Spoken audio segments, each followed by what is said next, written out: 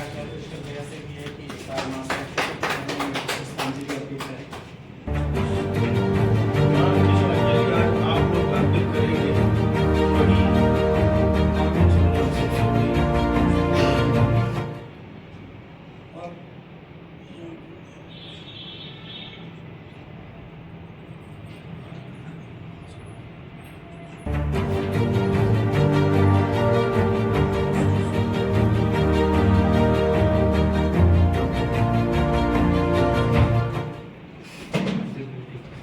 कि एक ऐसी विभूति आज हमारे रायबरेली जनपद में है। तो बहुत शार्ट प्रोटोकॉल है, हम लोगों का जो प्रोटोकॉल है वो बहुत शार्टेस्ट, कि हम जो है टाइम टू टाइम 5 मिनट का अगर हमारा इंट्रो है तो 5 मिनट ही होना है। अभी 1 मिनट और बाकी है। ये एक विजन है। हम लोग देखते हैं कि हमारी परंपराएं और हमारी शिक्षा बिल्कुल अपोजिट चल रही है आज की डेट में। हमारे देश में अगर कोई विदेशी आता है तो हमारी संस्कृति देखने आता है, लेकिन वो संस्कृति हमारे घर में आज गायब हो चुकी है, चली गई है। क्यों? क्योंकि आज जो पेरेंट्स हैं ये उसी बोर्ड के पड़े हुए हैं जो पाश्चात्य चीजों को फॉलो कर रहे हैं। तो कहीं ना कहीं समाज में एक ऐसी जरूरत फील हो रही थी, हम लोग महसूस हो रही थी कि वाकई में शिक्षा ऐसी होनी चाहिए जो भारतीय हो, मैकाले ना हो। कोई ना कोई तो उसका आगे आगे आएगा और ईश्वर कृपा से स्वामी रामदेव जी इसके आगे आए। बाकी डिटेल्स अभी आपको कुछ पूरा डिटेल बताएंगे। एक बड़ा संगठन बना इसके लिए, और जो किताबें हमने निकाली है जो अब आज की डेट में चल रही हैं, वो बुक्स ऐसी हैं कि पेरेंट्स भी पढ़ना चाहेंगे। इवन जब मैं इस बोर्ड में शामिल हुआ तो मेरा पहला काम था कि मैं किताबों पहले तो देखूं, कि जब तक मैं मोटिवेट नहीं होगा मैं तो क्या बताऊंगा। तो जब मैंने खुद किताबें देखी हैं तो यकीन मानिए एक एक पन्ने में मुझे यूएसपी नजर आई है, एक एक चित्र में यूएसपी नजर आई है। और वाकई में मुझे, मेरा बेटा इस टाइम पे क्लास 12th में है, मैं चाहता हूं मैं उसको दोबारा से पढ़ाऊं फिर से। समय निकल गया है, लेकिन मैं चाहूंगा अब जो बच्चे आ रहे हैं वो एटलीस्ट हमारी भारतीयता को पहचाने, समझें। और वो समय आएगा, अभी तक क्या होता था, माँ बाप बच्चों को बताते थे तुम्हें क्या करना है, लेकिन ये किताब पढ़ के बच्चे माँ बाप को बताएंगे आपको क्या करना है, हमारी भारतीयता क्या होती है। ये इसकी खूबसूरती है। ज्यादा समय नहीं लूंगा, मैं पुष्कर जी से बोलूंगा, आप चेक कराएं। उपस्थित सभी आदि भौतिक, आदि दैविक, आध्यात्मिक शक्तियों को प्रणाम करते हुए आप सबको मेरा प्रणाम। हमारे भारतीय शिक्षा अनुसंधान परिषद के जिला सचिव रायबरेली जिनके अंडर में चल रहा है, भाई दीपेंद्र सिंह जी को हार्दिक धन्यवाद कि उन्होंने आज ऐसा एक महाप्रयास किया कि हमारे सामने, जैसा कि सूरज भैया ने बताया, कि लोग भले ही कम हो लेकिन उनके पीछे जो शक्ति है बहुत ज्यादा है। सबसे पहले मैं जिस बात पे आपका ध्यान आकर्षित करना चाहता हूं वो ये कि जब भी हम पैदा हुए, हमारे माँ बाप ने, परिवार ने, और थोड़ा बड़ा होने पे हमने भी कभी ना कभी ये जरूर सोचा कि हम जीवन में कुछ बड़ा करें, ऐतिहासिक करें। हर शख्सियत जो पैदा हुई, और मैं भी इसी मिट्टी में पैदा हुआ हूँ रायबरेली की, आप में से अधिकांशतः लोग भी इसी मिट्टी के जने हैं, तो हमने हमेशा सोचा कि कुछ बड़ा ऐतिहासिक करें अपने जीवन में। अब तक कौन कितना क्या कर पाया, क्या नहीं कर पाया, वो एक अलग विषय है। लेकिन आज जितने लोग इस कमरे में बैठे हैं, मुझे लगता है आज ये लोग जीवन में बहुत बड़ा कुछ ऐतिहासिक करने वाले हैं। तो आप सबके लिए तालियां। और मुझे वो ये भी याद दिलाता है कि किस प्रकार जब हम आजादी की लड़ाई लड़ रहे थे तो किस प्रकार छोटे छोटे कमरों में 10-15 लोग इकट्ठे होकर के एक महान राष्ट्र की आजादी की नींव रख रहे थे। उसी तरह आज हम भी एक कमरे में इकट्ठे हुए कुछ लोग जो देखने में प्रत्यक्षता अगर कोई देखे तस्वीरों में या कहीं पर भी, तो हमसे ज्यादा भीड़ तो मजमा और नाटक देखने वालों की लग जाती है। सड़क में अगर नट कोई आज डांस दिखा रहा हो अपने सामने की सड़क में तो इससे ज्यादा भीड़ लगेगी। लेकिन ये भीड़ नहीं है, ये महत्वपूर्ण क्रांतिकारी लोगों की एक मीटिंग है। और अब हम जितनी भी देर आगे बात करेंगे इसी दृष्टि से बात करेंगे कि जितने भी लोग इस कमरे में बैठे हैं और आज इस मीटिंग में इस विषय में चर्चा करने आए हैं, वो क्रांति करने जा रहे हैं। और जैसा कि आप सबका क्षेत्र है शिक्षा, वो क्रांति शिक्षा के क्षेत्र में। 1845 में एक अंग्रेज मैकाले आया, आप सबको पता होगा, कि साहब आप स्टेट बोर्ड से नहीं दे सकते बिकॉज नेशनल एग्जाम्स है सारे। ऐसा तो नहीं हो सकता कि आंध्र प्रदेश के बोर्ड से कुछ पूछ लिया और यूपी के लड़के को पता नहीं है।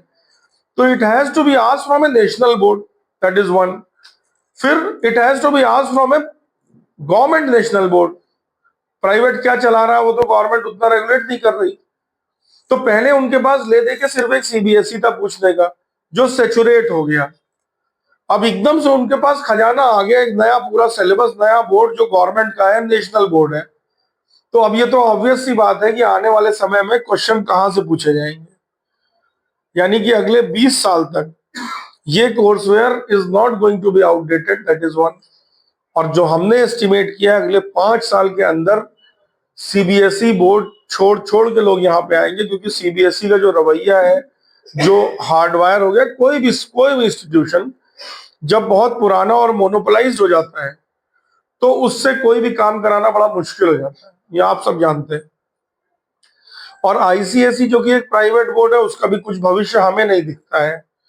और ये बात आपको वहां के विद्यालय के लोग भी बता देंगे जो आपके खास होंगे, कि नए एफिलिएशंस भी वहां पर अभी मिलना बंद है। तो उस हिसाब से अगर हम देखें, और चूंकि ये प्रधानमंत्री जी का ड्रीम प्रोजेक्ट है और स्वामी रामदेव जी लगे हैं, तो एक साख और क्रेडिट की बात होती है। स्वामी जी जिस भी जगह गए हैं, जिस भी बिजनेस में उन्होंने हाथ रखा है, उन्होंने अनाउंस किया था कि मैं कोलगेट का गेट खोल दूंगा, है ना, और यूनिलीवर का लीवर खराब कर दूंगा। तो वो सारी चीजें हुई हैं, चाहे वो योग हो, चाहे आयुर्वेद हो, चाहे वो कंज्यूमर बेस्ड गुड्स हो। मार्केट कैप्चर करना, मार्केट पे पूरा राज करना, क्वालिटी एश्योरेंस मिलाते हुए, सही मार्केटिंग रूल्स अपनाते हुए, किस चीज को कैसे पिच इन करना है एज ए बिजनेस, वो उनसे ज्यादा कोई नहीं जानता। ऑक्सफोर्ड उनको बुलाता है कि आइए हमारे बच्चों को सिखाइए कैसे आप प्रोडक्ट पिच इन करते हो। तो यानी कि ये ऐसा नहीं है कि हम बच्चों को या विद्यालयों को, स्कूलों को हम कहीं सतयुग में पहुंचाए दे रहे हैं पीछे चले जाके।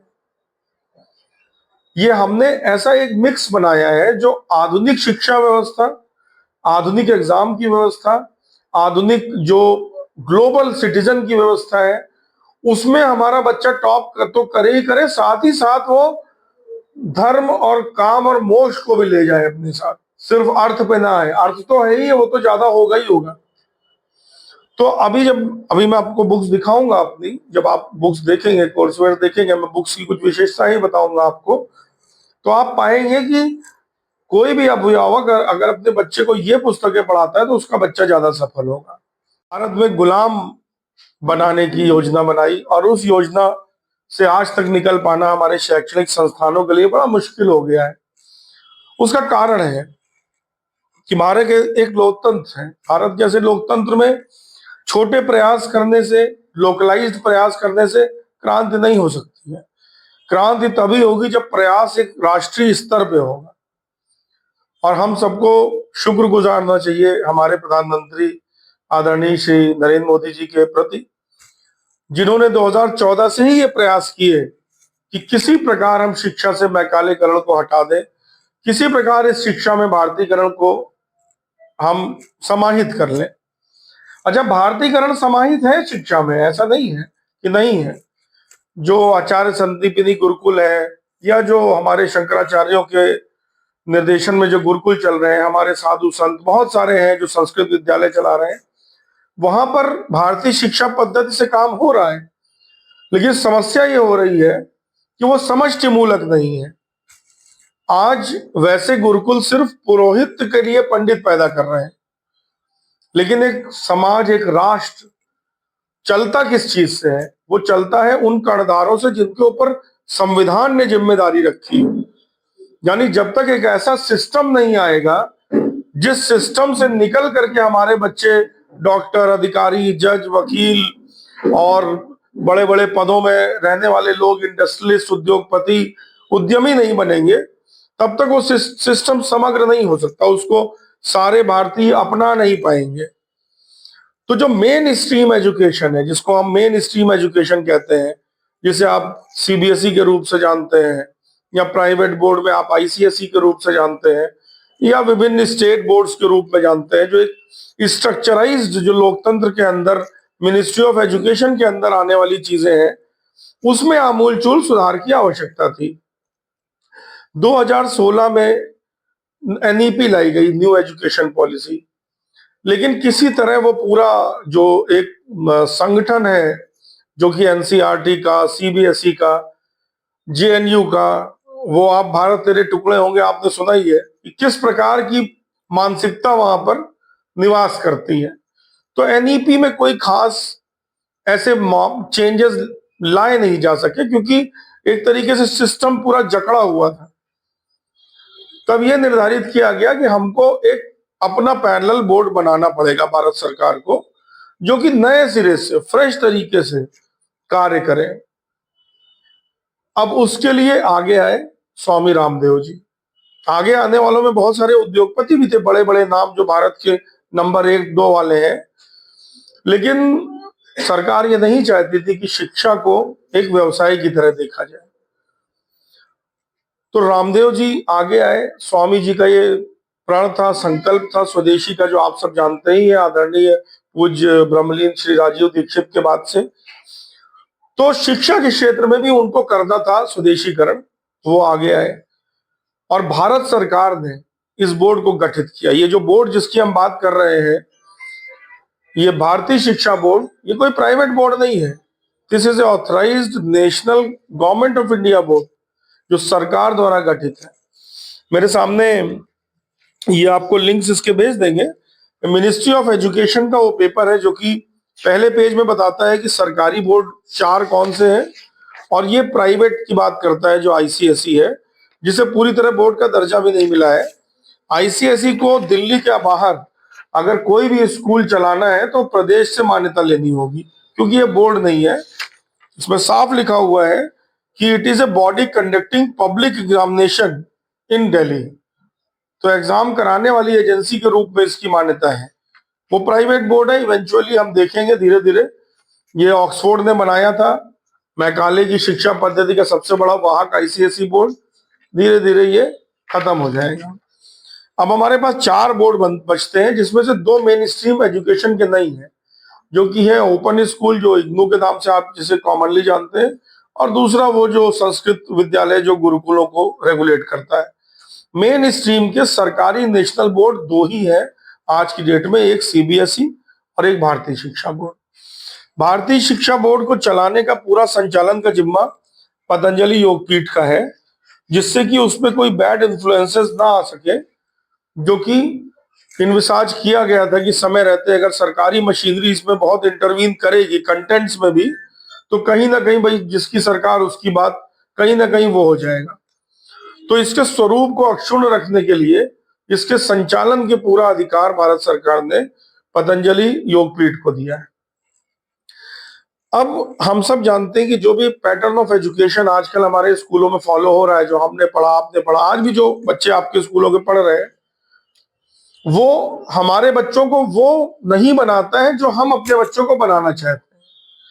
बेसिकली अगर हम विचार करें तो अपने बच्चों को हम सिर्फ एक चीज अपने बच्चों से चाहते हैं कि वो धर्म, अर्थ, काम, मोक्ष के रास्ते पे चलें और उसे प्राप्त करें, और सब कुछ इसी में समाहित है।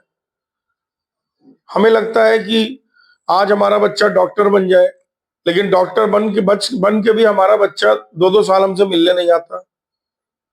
क्यों? क्योंकि जो उसकी एजुकेशन पैटर्न थी, वो धर्म को ध्यान नहीं देती, काम को ध्यान नहीं देती, मोक्ष को ध्यान नहीं देती, वो अर्थ के छोटे से पोर्शन को ध्यान देती है। क्योंकि वो मैकाले ने बनाई इसलिए थी कि वो मजदूर और क्लर्क और इस तरह के लोग पैदा कर सके, जो ब्रिटिश राज को हमेशा चलाने में मदद कर सके। लेकिन भारतीय शिक्षा बोर्ड अपने समग्र पाठ्यक्रम के साथ एक ऐसा सिस्टम लाया एजुकेशन का, जो मॉडर्न तो है ही, अल्ट्रा मॉडर्न है। यानी कि हमने हमारी साइंस की, मैथ्स की बुक एस.सी. राय और हुकुम सिंह द्वारा लिखी गई, आप लोग जानते होंगे उनको, कि अपनी फील्ड के नंबर 1 है, आईआईटी के प्रोफेसर उनसे जाके लेक्चर लेते हैं। तो स्टेट ऑफ द आर्ट तो है ही है, लेटेस्ट टेक्नोलॉजी तो है ही है, मतलब हमने लेजर के अंदर, माइक्रोवेव टेक्नोलॉजीज के अंदर, एआई के अंदर जो भी लेटेस्ट डेवलपमेंट है सारे हमारी बुक्स में है, प्लस उनको हमने रिलेट किया है भारतीय ज्ञान परंपरा से। तो किसी भी नेशनल बोर्ड के लिए एनसीएफ और एनईपी, न्यू एजुकेशन पॉलिसी, ये दो एक तरीके से गाइडिंग स्टोन्स होते हैं, एक लाइट हाउस होते हैं जिनको देख के दिशा निर्धारित होती है करिकुलम की। में कुछ ना कुछ चार से रिलेटेड इस पेज में दिया होगा, चाहे वो आपके जो है चार वेद हो, चाहे चार पुरुषार्थ हो, चार से रिलेटेड। से पांचवें की जो किताब है उसमें 5 से रिलेटेड होगा, या नर्सरी के ऊपर है, ठीक है, इसमें सप्तऋषि है हमारे जो सातवें किताब में। मतलब जिस भी प्रकार से उस अंक से रिलेटेड जो कंसेप्ट है, सिर्फ इतने भर से ही आप समझिए कि 1 से 12 तक हमारे बच्चे, 3rd की किताब है, इसमें त्रिवर्ग दिया हुआ है। तो 12 तक पहुंचते पहुंचते ही हमारे बच्चे 100 से ऊपर इंडियन कंसेप्ट से तो परिचित सिर्फ एक पेज से हो जाएंगे। उसके अलावा अंदर हमने किस प्रकार भारतीय संस्कृति सभ्यता को रखा है कि पन्नादाई किसी सिलेबस में इनके ऊपर नहीं है चैप्टर, सिवाय जो हमारे सरस्वती शिशु मंदिर में जो चलती थी पुस्तकें, उसमें एक हमारे महापुरुष एक पुस्तक चलती थी, उसमें था, लेकिन वो भी अब धीरे धीरे अवसान की तरफ है और वो नेशनल बोर्ड भी नहीं था। अब पन्ना दाई के ऊपर अगर एक क्वेश्चन अगर एनडीए में आता है या किसी भी फॉर दैट मैटर एग्जाम में आता है जिसमें भी जीएस पूछा जा रहा है या हिस्ट्री पूछी जा रही है, तो किस बोर्ड की किताब की बात होगी? तो अब ऐसा नहीं है कि वो पहले की बात की अकबर की महानता कैसे थी उसमें लिखी है, वो सब नहीं है इसमें। अकबर है, अकबर को इतिहास से मिटा नहीं सकते। अकबर का जो रोल, जितना रोल और जितना उसको देना चाहिए उतना ही दिया गया। नॉर्थ से साउथ तक बहुत सारे हीरोज ऐसे थे जो कि जिनके बारे में लोगों को पता नहीं है। मणिपुर के स्वतंत्रता संग्राम सेनानी के बारे में उत्तर प्रदेश में कोई नहीं जानता, चेन्नई में कोई नहीं जानता, हमने उसको समाहित किया है।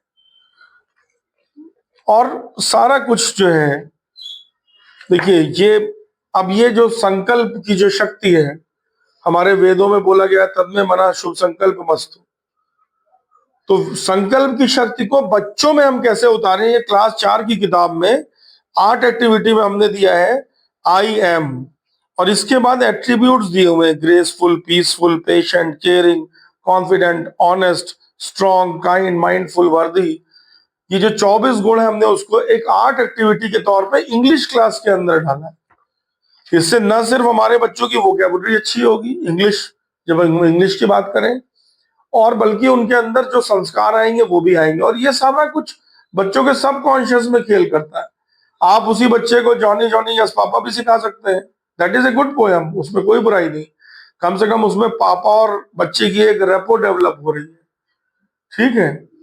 और आप उसी बच्चे को कुछ और सिखा सकते हैं। मैं किसी चीज की बुराई नहीं कर रहा हूं, लेकिन समय तो आपके पास उतना ही है, कोर्सवेयर भी उतना ही है, तो उतने में आप कितना बेस्ट। अभी देखिए भीमा नायक, ये भीमा नायक के बारे में आप लोगों ने शायद ही किसी ने सुना हो। स्वतंत्रता संग्राम सेनानी और जनजाति से आते हैं हमारे। भीमा नायक के बारे में हमने बच्चों को बताया है कॉमिक्स के तौर पे कक्षा 3 में।